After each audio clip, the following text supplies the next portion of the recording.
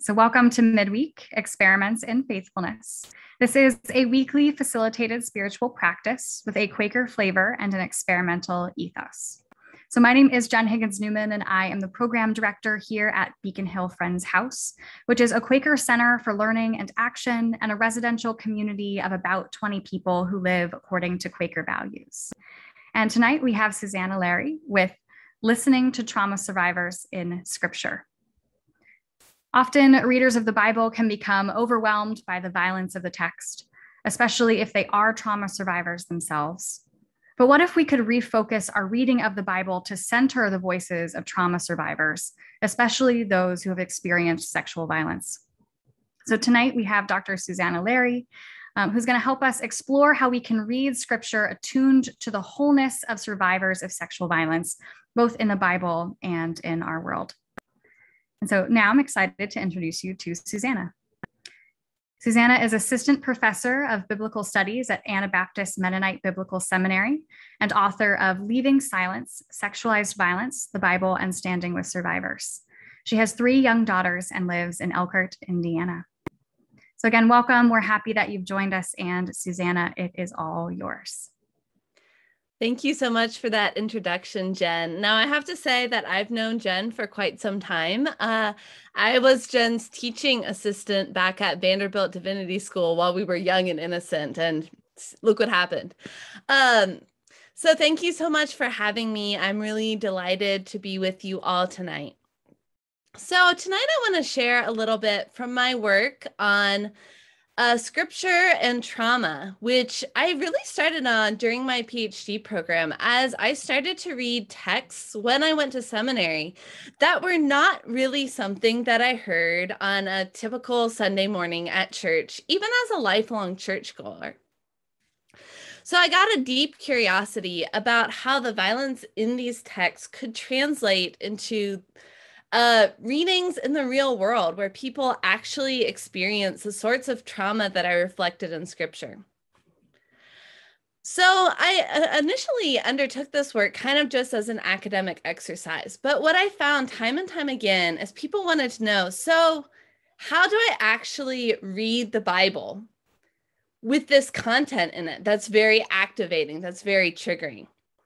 So tonight I want to make a suggestion for how we might engage sacred texts that have this kind of violence in them.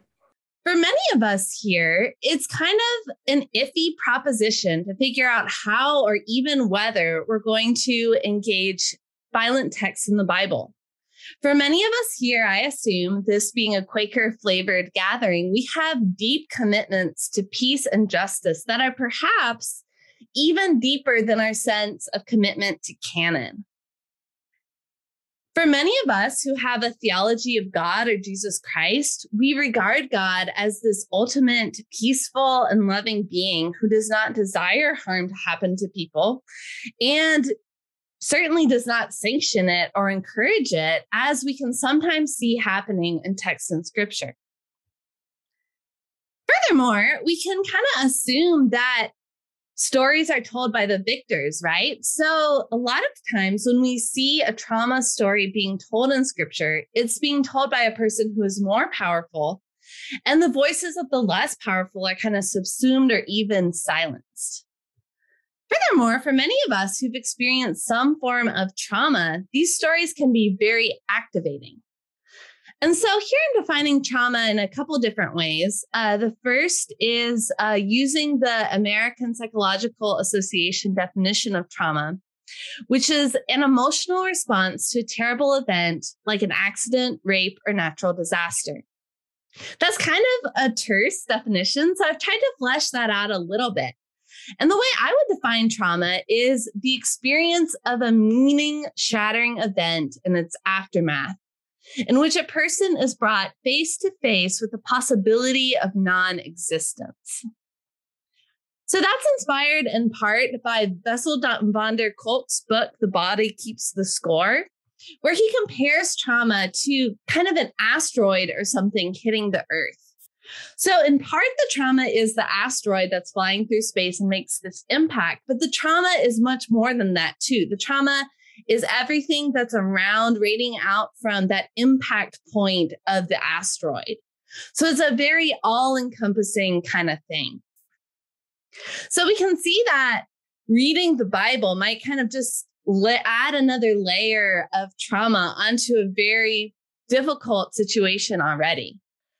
However, I want to make the case that it can still be worthwhile, because there are problems of ignoring violence in the Bible too. For one thing, there's just kind of a lot of it. I mean, have you read the Old Testament or even the New Testament? As you flip through the pages, it's just violent scene after violent scene.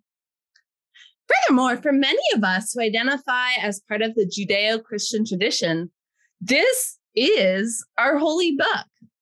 These texts are something that we have inherited from people who have gone before us, and we pass down from generation to generation. Furthermore, I think that ignoring violent stories in the Bible actually has an even more silencing effect on vulnerable people. Because in many cases, as I've said, it's the dominant groups who are most represented in the Bible. And when you see women, when you see children, when you see people of different gender, sexual identities, they may be featured in some of these more difficult stories. And so if we just gloss over these stories, it kind of often turns into glossing over these people too. And then finally, I think that there's a real opportunity in Scripture to look at how the Bible is bearing witness to trauma. In my work as a teacher and a professor, I've had the opportunity to collaborate with a lot of trauma survivors. And what I've heard, interestingly, is that it is significant to them that the Bible tells these stories, because in their lives, they don't have the choice of whether or not they're going to engage and interact with difficult memories, difficult stories. And it means something to them that the Bible doesn't ignore or pass over these difficult stories either. The Bible is bearing witness to trauma, and for many people, that signals to them that God is bearing witness to trauma as well. So I think that there are some really compelling reasons to read the Bible, even given all the violence within it that might be very jarring with some of our core beliefs. So I want to suggest a practice for reading violent scripture. And I'm going to go over this practice quickly. Then we'll have the chance to apply it by looking at a real life violent text. So I've made this acronym RAIR, R-A-I-R, to suggest this practice. The first step of the practice is to read. Read the biblical text slowly and carefully, being aware of your body's physical and emotional responses to it. We know that trauma is lodged in the body. And for many of us, when we read violent stories, we will notice very quickly a physiological and emotional response within us. Second step is acknowledge. What harm occurs in the text? What harm has occurred through its interpretation? Why could this be a painful scripture for someone to read? I think that naming always has to come first when we deal with potentially trauma-activating texts. So often we skip to the explaining, talking about this text within its cultural context and how things are different. No, first we need to name what's wrong, and then we can begin to understand and process that. So the next step is interrogate. I want us to pay attention to who speaks and acts in the text, who does not, who remains silent. And then I want us to think about these acts of speech and silence as indications of power. Why do these power dynamics exist, both in the biblical world and in our own world? And I think in this step, we can sort of start to get in the mindset of it, understanding the historical and cultural context in which the biblical texts were written. And then the final step is response. What would you like to speak back to the text? What would you like to speak back to the characters in the text? What about to God?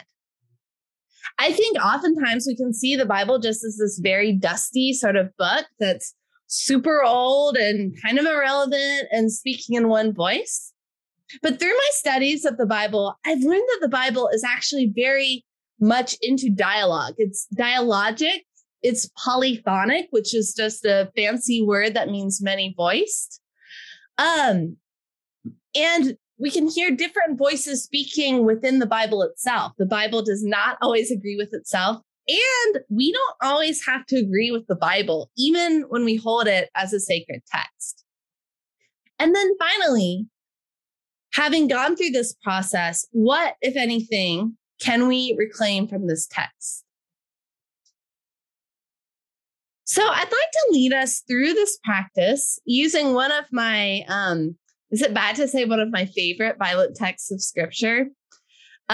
Genesis 19, which is the story of Sodom and Gomorrah.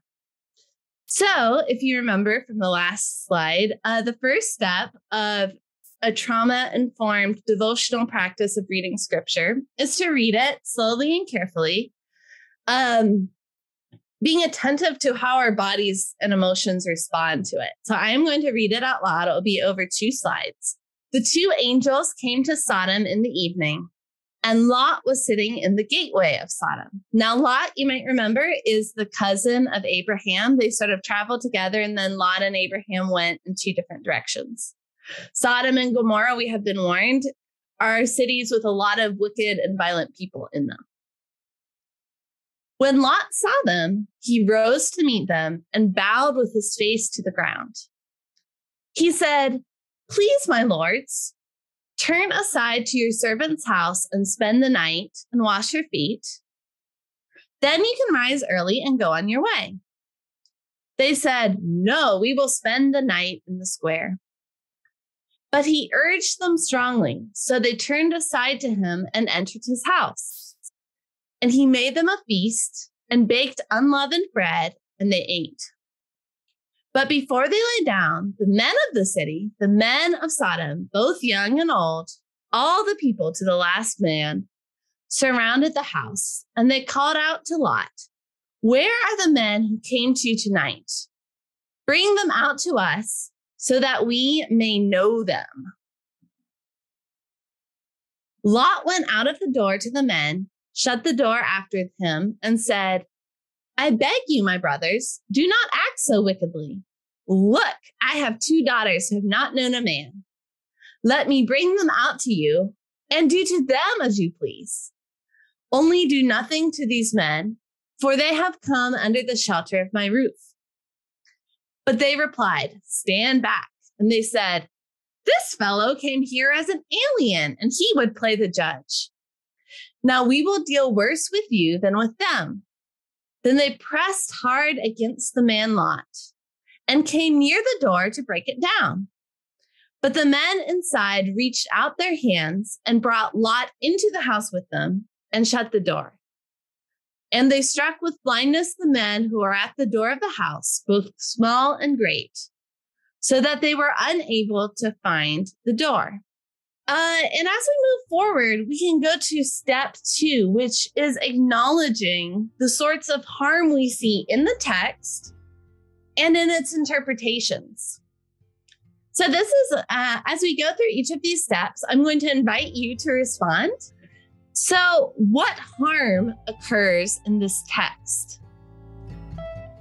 Who speaks and acts in this text? Anything would you like to speak back to the text, to the characters, or to God? And I think I'll lump these questions together so you feel free to respond to anything on the screen. What can you reclaim from this text, if anything?